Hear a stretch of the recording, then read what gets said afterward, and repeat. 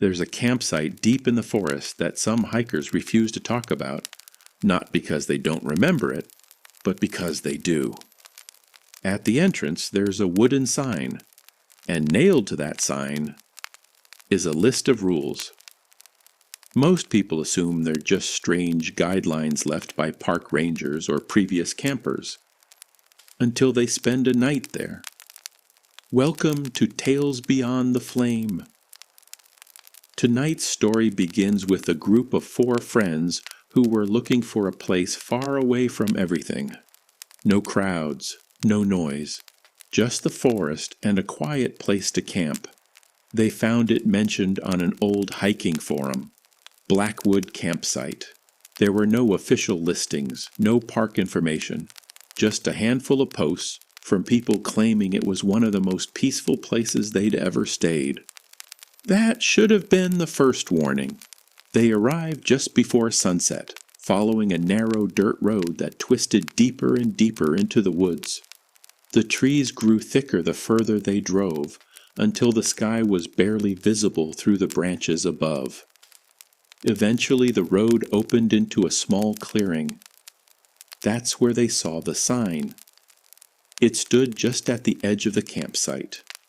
Old wood, weathered, slightly leaning, and nailed to the front of it was a list, handwritten, rules. At first they thought it was a joke. They stepped closer to read it. The handwriting was uneven, almost rushed, like it had been written in a hurry. Rule 1. Do not leave the fire unattended. Rule 2. If the fire goes out on its own, relight it immediately. That one made one of them pause. On its own? He said quietly. No one answered. They kept reading. Rule 3. Do not respond to anyone calling your name from the tree line after dark. Rule 4. If you hear footsteps circling your campsite, stay inside your tent. Rule 5. Do not look into the trees for long periods of time. Rule 6. If you see someone standing beyond the firelight, do not acknowledge them. They exchanged uneasy looks. Then came the last rule. Rule 7. If the fire starts burning higher on its own, leave immediately. For a long moment, no one spoke. Then one of them laughed a little too quickly. Someone's got a weird sense of humor, he said.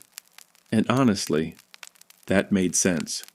It felt like something written to scare people. A prank, so they ignored the sign and set up camp anyway. The campsite itself was almost too perfect. Flat ground, a ready-made fire pit, thick trees forming a near-perfect circle around the clearing. It felt secluded, hidden. They set up their tents and gathered wood as the sun disappeared behind the trees. Shadows stretched across the clearing, and the temperature dropped quickly. Soon, the campfire became the only source of light. For a while, everything felt normal. They cooked, laughed, and talked about the strange list of rules. Every now and then someone would joke about it. "Don't look into the trees too long," one of them said, staring dramatically into the darkness. Yeah, another replied. "Or the forest gets you." They laughed. But the laughter didn't last long, because the forest felt wrong. Not loud, not alive, just still. Around midnight, the fire burned steadily, casting flickering shadows against the trees. That's when they heard it. A voice, faint, distant, from somewhere deep in the forest, calling a name, one of theirs. They all froze.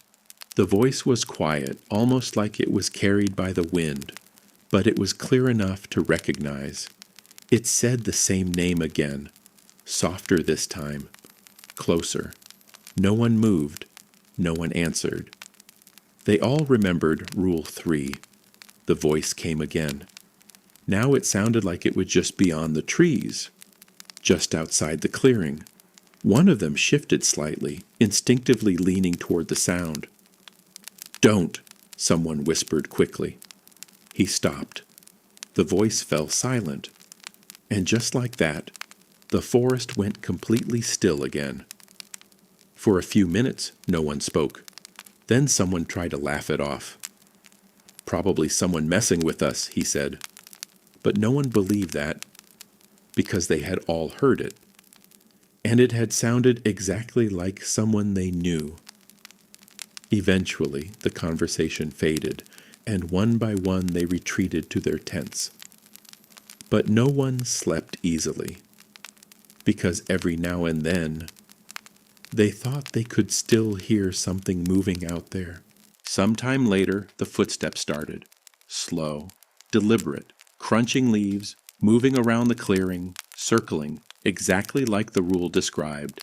Inside the tents, no one moved. The footsteps continued, one slow step at a time, always just outside the firelight. After a while, they stopped. The silence that followed was worse, because now it felt like whatever had been walking was standing still, waiting. One of them made a mistake. He slowly unzipped his tent just enough to look outside. The fire still burned. The clearing was empty, but something felt different. He looked toward the trees. At first, he saw nothing. Then, a shape, standing between two trees, too tall, too still, watching. He froze. The figure didn't move. It didn't step closer. It just stood there, barely visible in the darkness beyond the firelight. For a moment, he thought it might just be a trick of the shadows. Then the fire cracked loudly. The flames suddenly surged higher, twice as high as before. The entire clearing lit up in a burst of orange light, and in that moment, the figure was gone. He stumbled back and woke the others immediately. Within seconds, everyone was outside their tents. The fire was still burning high. No one had touched it. No one had added wood. They all remembered the last rule. No one said it out loud. They didn't need to. They started packing immediately. Fast, silent, panicked. As they packed, something moved again in the trees. Closer this time. Not circling anymore. Approaching. Slowly. They didn't look. No one wanted to see it again. Within minutes, they were leaving the campsite, walking quickly back toward the road. No one spoke. No one looked back. But just before they reached the edge of the clearing, one of them did. He said later he couldn't help it. Something pulled his attention back. The fire was still burning, too high, too bright, and just beyond it, that same figure, standing there, watching them leave, perfectly still, as if it had been waiting for them to notice. They never went back.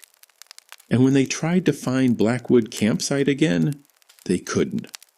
No sign, no clearing, no road leading to it, just forest. Some places don't have rules to protect nature. Some places have rules to protect you. And if you ever find a list like that nailed to a tree, you should follow it.